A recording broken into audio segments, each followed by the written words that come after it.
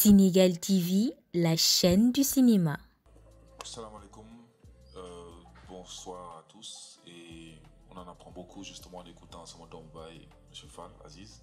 C'est normal, Fall et Nimo, quoi. Bon bref. Euh, je pense que ce qui est en train de se passer, c'est que le hip-hop, c'est une musique, c'est une forme d'art. Il faut qu'on comprenne que d'abord et avant tout, c'est une expression artistique. Donc une expression artistique qui a sa vie propre. Donc certains ont pensé que le hip-hop était né pour faire de la contestation, ce qui n'est pas le cas. C'est par la suite que, effectivement, certains ont pris conscience des problèmes. C'est-à-dire qu'il y avait effectivement des jeunes qui faisaient du hip-hop, même si dans les textes en tant que tels, ils ne parlaient pas de problèmes politiques ni de problèmes sociaux, mais dans leurs actions, le fait justement d'organiser des block parties, le fait de ça permettait justement de souder la communauté. Donc c'était par les actions d'abord que le hip-hop a commencé à changer la société américaine. Ensuite, effectivement, il y a eu des textes. Il y a eu, par exemple, The Message, c'est un des plus grands textes de hip-hop. C'est dans les années, c'est au début, en tout cas, de la première décennie de hip-hop que ce morceau est sorti. Ensuite, on a eu des têtes pensantes comme Gareth One, on a eu le Public Enemy, on a eu des Brain Nubians, on a eu toutes ces personnes-là qui sont venues avec ce discours qui est très afro-centriste, ce discours qui est très Black Panther, tu vois, ce discours qui est très Black Muslim.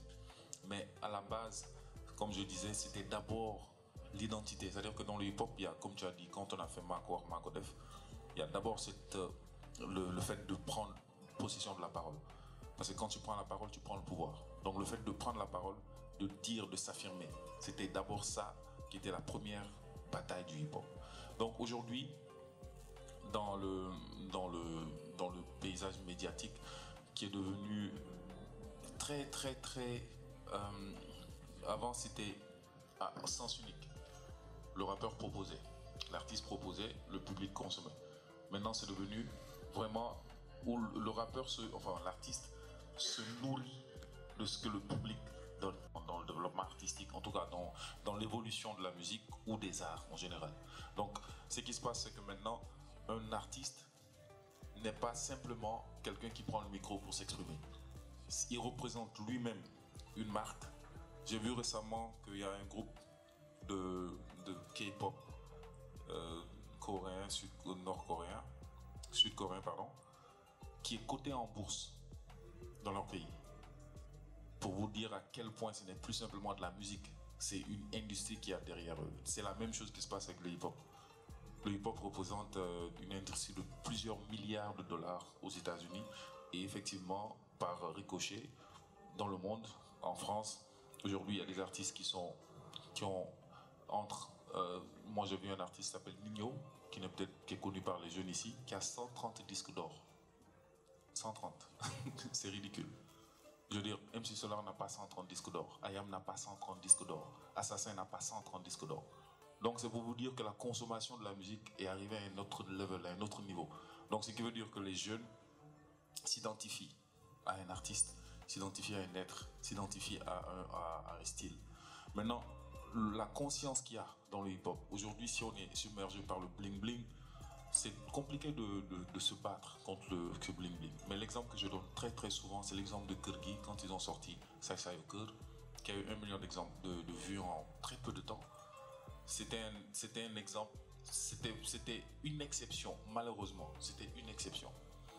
Quand j'ai vu aussi le clip de Tikenja Fakoli, qui a été, avant qu'il vienne à son concert en décembre, qui est même à l'annonce de la chanson, avait commencé à créer du buzz, et avec par la suite, quand le clip est sorti, il a eu 1 million de vues en très peu de temps. Ce sont des exceptions, mais ce sont des exceptions parce que désormais ce n'est plus le message qui compte réellement, c'est le messager. C'est dur à dire, hein, mais c'est comme ça. Aujourd'hui, si on dit par exemple, Awadi sort un morceau, les gens ils savent à quoi s'attendre. Si on dit par exemple, Samba Peuzzi sort un morceau, on sait à quoi s'attendre. Mais aussi, il ne faut pas qu'on se trompe. On est à la fois, c'est vrai, on est des créateurs, des artistes, mais au-delà de ça, je pense que il y a, quand on veut faire des révolutions dans ce monde, on est comme un instituteur, un professeur ou un médecin. ce n'est pas l'argent qui va d'abord nous motiver, mais c'est une motivation différente. Aujourd'hui, la plupart quand on veut faire de la musique pour conscientiser les gens, on va pas se dire qu'on va faire un morceau pour que ça passe sur TikTok. On va pas se dire qu'on va faire un morceau pour que ça ait 1 million de vues. On va se dire qu'on va faire un morceau qui va être censuré, mais néanmoins qui va toucher un certain public. Et donc le bling bling nous envahit, c'est normal. Donc qu'est-ce qu'on fait?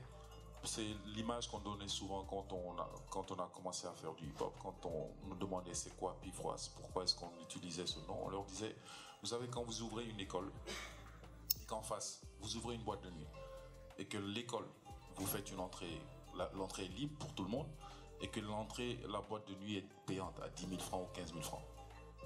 Vous faites le même jour, il y a un concert ou il y a une soirée, et à la même heure, vous organisez, vous faites une classe. Vous faites une classe, enfin, pour inviter les gens à venir s'instruire. Les gens, ils vont s'amuser. Donc, qu'est-ce qu'il faut faire? Il faut prendre l'enseignement qu'il y a dans l'école et l'amener dans la boîte de nuit. C'est la raison pour laquelle, de plus en plus, les artistes, moi, je découvre des jeunes artistes qui rappent, mais des textes très intelligents, très engagés. Mais ils ne le font pas à l'ancienne. Ils le font avec le langage, avec le flow, avec la musique des jeunes d'aujourd'hui. Et je pense que c'est ça, c'est là où le secret, c'est là où se trouve le secret. Il faut pouvoir faire entrer l'éducation dans la boîte de nuit. Il faut savoir être bling bling comme tu dis, mais avoir des textes intelligents. Aux États-Unis, vous prenez des grands artistes, les artistes qui ont le plus de vues, qui ont le plus de revenus. C'est pas forcément les artistes. Aux États-Unis, c'est un peu différent parce que un Jay-Z, ce n'est pas simplement un artiste, ce n'est pas simplement un rappeur, c'est une icône. Il est à même de changer les choses parce qu'il a une puissance économique qui lui permet de changer, d'investir dans des projets qui vont réellement changer les choses. Et Kendrick Lamar, la même chose. Le jeune qui s'est fait tuer, Nipsey Hussle, la même chose. Parce qu'au-delà de faire juste de la musique, ils ont compris qu'on peut faire de la musique pour faire danser les gens, mais les produits, ce que ça génère comme entrée, ça permet justement de créer d'autres choses, ça permet d'impacter directement la communauté. Je pense que c'est à ce stade qu'on est arrivé. Ça se fait naturellement et je pense que de plus en plus, il y a cette affirmation-là de la langue wolof. Avant, je me rappelle que quand on commençait à rapper, on avait effectivement, bon, c'est pas un complexe, mais on apprenait à rapper. On a appris à rapper dans une autre langue. On a appris à rapper en anglais, on a appris à rapper en français. Donc forcément, il fallait qu'on rappe en français et en anglais pour pouvoir, pour nous, être in. Je pense qu'il a fallu qu'on ait un déclic parce que les gens de notre entourage nous disaient, mais grand, là, anglais bi ngeen di làkk nii ñun dégguñu ko grand bàyyi leen li ngeen def ay français bi nii xam nga neexal baat neexal ay accent nii. Ils nous ont fait moi j'habitais à Fass, c'est à 5 minutes d'ici. Et à Fass, la plupart, pour nous, c'était une manière de nous dire, ouais, nous, on est des Kaana. Et avec le temps, on s'est dit, non, nous incarner Kaana, nous incarner Wolof. Parce que quand tu parles en Wolof, tu peux toucher beaucoup plus les gens autour de toi.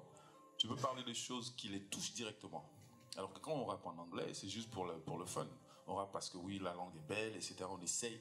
Parce qu'à cette époque-là, on avait ce problème d'identité. Le rap sénégalais a galéré avant d'avoir sa propre identité. Le rap sénégalais, jusqu'à aujourd'hui, il y a encore ce débat. Ouais, pourquoi est-ce que la musique que vous faites, vous mettez du tama dedans, il y a juste ce débat qui existe toujours. Mais je pense que la langue, on a dompté la langue. Tu sais, il y a Senghor qui disait, je crois, c'est Senghor, oui, je crois, c'était Fatou Diop qui disait que le français était un putain de guerre.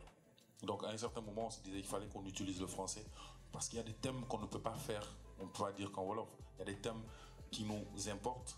Quand Sonko, dans son discours, dit à la France de s'occuper de ses affaires, il le dit en français.